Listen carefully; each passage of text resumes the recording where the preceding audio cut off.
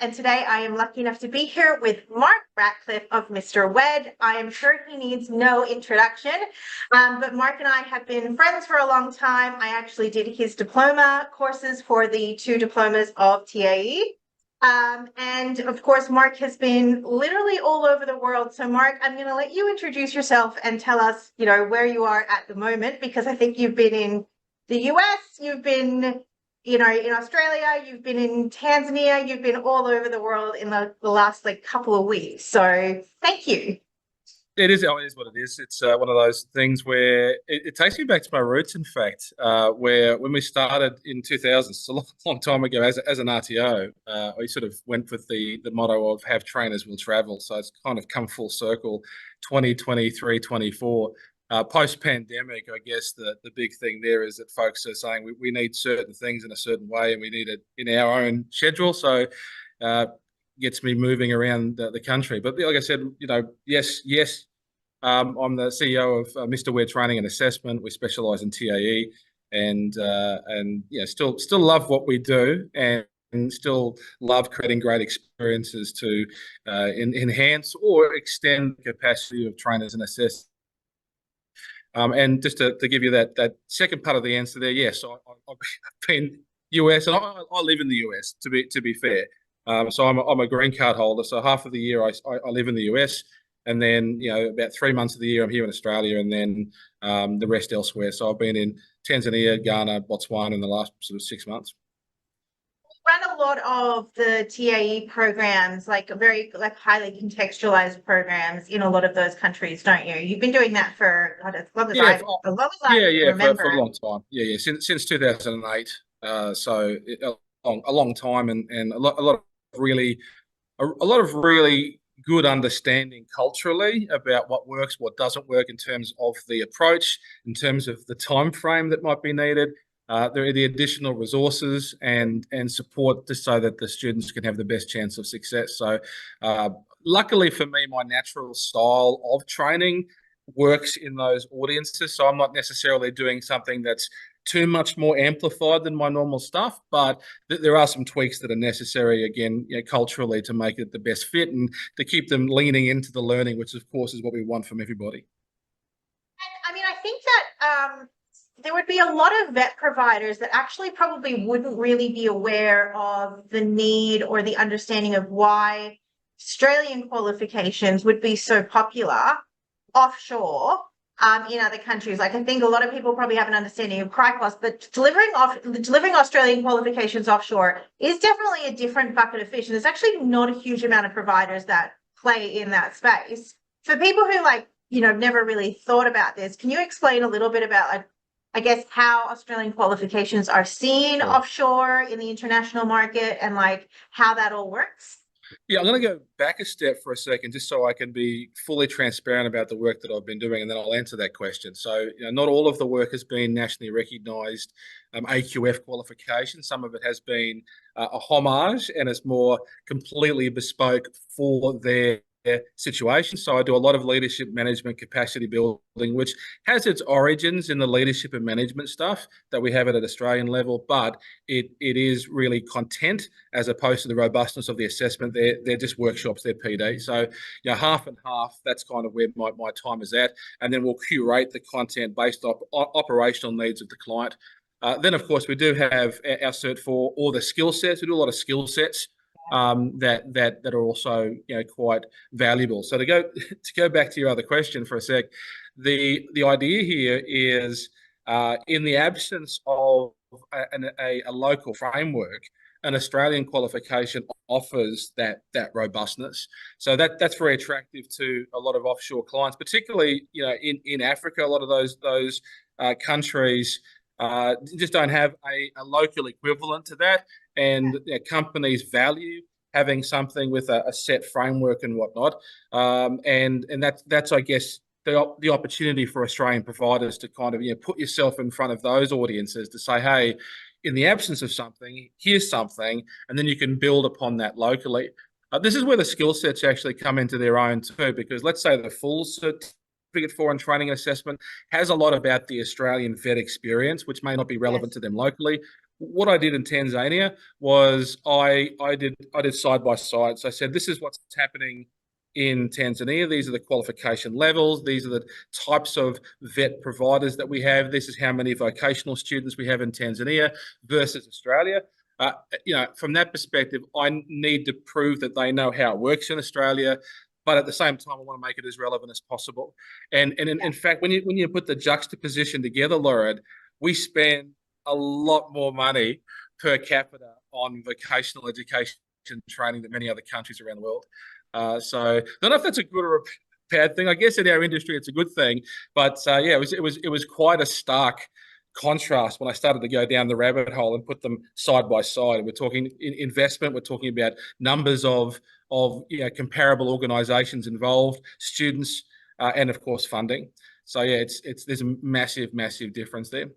So I mean, when you start looking at all of the different vet systems around the world, it's really interesting. Like I find Singapore as one is really interesting. That was somewhat built on Australia. Correct. But it's like a really simplified version. And I think there's literally like you can only do their equivalent of the TAE. You can only do that through government. Like it's literally there's one provider. There's one so they protect that qualification really, really strongly. And the units are literally like no more than a page each. And they're like so highly I mean, there's aspects of the Singapore one that I'd be like, oh, we should bring that part in here. And like the New Zealand one's really interesting as well. It is really interesting when you start comparing vocational education, in different systems around the world.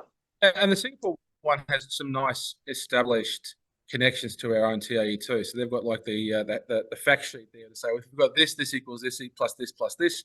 And then it's simply the stuff around the SQF qualifications that, is completely, unique to Singapore. So, for the most part, people could do our TAE and then do one more unit and then be qualified with their ACTA Plus there in Singapore. Yeah. So what else has Mr. WED been done? I do want to say congratulations. So it was announced on LinkedIn last week that there are going to be 500 Aboriginal and Torres Strait Islander healthcare workers and practitioners, which is qualification near and dear to my heart because we've been developing that in tandem with Queensland Health for the last 18 months. But they're putting through 50 trainers and assessors in order to be able to support these students. And Mr. WED is going to be delivering that program, which is a huge boon, that they've gone with a public provider as opposed to a private provider, which is where a lot of this stuff would normally sit. So can you tell us a little bit about that program and also all the other things that Mr. WED's doing at the moment? Sure. Listen, I mean, it was super excited about it. I've got to give a shout out to my general manager, Jason Ash. He has been the champion behind that. He has delivered workshops for this group before. So there's that relationship building thing over time there. And then in the early stages of this process, when they're saying, well, how do we help our health workers and clinicians to kind of get those skills to be able to, offer this important training, then he was involved in those early stages of the, almost advice. So then when the opportunity presented itself, we were the natural choice. But a bit like those one-hit wonder overnight successes. This just doesn't just happen like that. It's developing that relationship and trust, and there's still a lot of work ahead with a lot of customization and whatnot to do. So Jason has his hands full with that one. But that's really where I find under the new TAE, the 22 version, that has been the nature of the conversations we're having with our corporate clients. It's very bespoke, very customized, very unique to their needs. Whereas under 16, it was very much, I'd say 80% of folks, we'll just do whatever you say, and there's only the one elective anyway, so there's not a lot of customization available. So I wasn't expecting that, to be honest. So that was something that's caught me by surprise, because of course, as you would know, that ongoing development each and every time you run the program has its own costs, both in terms of time and direct financial contributions. So that's something that we would need to kind of work into the mix, which I'm not sure we've completely got because we didn't have transparency. But it's a long-term work in progress as that goes. But the important thing is getting the right training to the right people in the way that's going to give them the best chance of success. I was about to say, and it does, I mean, when you can provide training that is more meaningful, it does contribute to the quality of the industry as a whole. You know, you've got more trainers going out there really understanding what is involved in training and assessment, which, Yeah. you know, makes a huge difference. Yeah, I think it builds us as better facilitators too, Lauren, because like if you're just doing the same thing over and over again, you kind of get into that complacency. So one of the things I love about being as on the road as much as I am is I'm in a new place with a new audience, with new challenges as well as new positives, and all of those go into the melting pot, and they turn into case studies and stories, and then you go, why am I not doing this for everybody? This is a perfect way to do it, and I find that certainly whenever I've gone back to Africa, I go, I often have to frame things differently because there really isn't an equivalent context. So I have to explain like the backstory, if you like, and go, you know what, I should be doing that normally because not everybody, even in Australia, is going to have Yeah. those reference points. And I go, okay, well, that's a lesson that I'm learning, which I would not have got if I was just sticking in the same room every week doing much the same program. So professionally, I think that helps to extend our practice, which I think is great. What sort of, I mean, because I'm interested, what like with the unit selections and things like that, what are you seeing at the moment? Like, is it really like a complete mixed bag? Like you've got people focusing on here, there, and everywhere. Are there certain electives that are definitely becoming like, you know, more of a standout, you know, things that people are asking for a lot more of? Yeah, I think it comes down to how they want their trainers and assessors to use their skills. So there's definitely two obvious pathways. Those that say, no, we're very much the traditional chalk and talk approach. We want them to build those skills, not only, you know, one-to-one training, but also in the workplace. And then you've got the other one saying that, you know, we deliver most of our stuff online. So we want to enhance the skills and capacity of our trainers and assessors in those online units. And typically we don't have people picking both. Even though I think it would be good, I always thought it would be good to be a little bit of everything. And then when Yeah. you leave, you've got the choices. But for our custom, they pretty much line in the sand. It's either our online or our workplace-based stuff that they're choosing those electives in. And they are such different skill sets. Very much. Like, you know, being able to relate to someone in the, you know, and, you know, talk about in the workplace and talk about, you know, how to do things here, there, and everywhere. And then, you know, versus the skill set of, you know, having to create a connection through a screen. You know, I know some amazing trainers who are like literally when you put them in front of people in person, they hold that room, they command that Yeah, room like there is no tomorrow, right? Put them in front of a screen without having a physical person to be able to connect with, and they really struggle, really, really struggle. And then I know others where they are actually a lot more, I guess they're a lot more introverted and they're a lot more like they aren't people, which is what you would yep. naturally think most TAE trainers are, like people. But very knowledgeable and really passionate about, you know, building skills, and put them in front of a screen. And because they're literally like, you know, it's a completely different way of relating, they just light up and they're like, they love it and they come out of their shell. And it's like, you know, because they've got that, I guess, that inner medium, you know, but like between them and someone else, it's Yeah. okay for them to come out, and they rock at the online training. If you put them in front of 20 people, they'd freeze.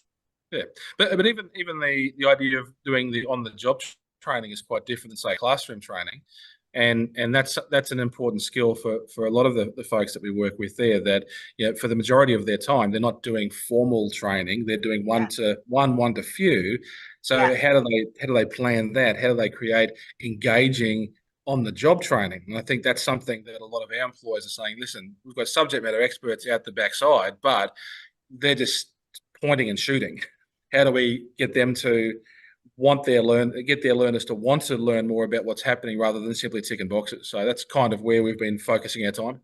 Yeah, you've got to be adaptable. You've got to be very, very adaptable in workplace training. Like, what you can go in there with a plan, that's all well and good, and 5 seconds into it, you're like, oh, this is not going to work today. We're going to have to do something completely different.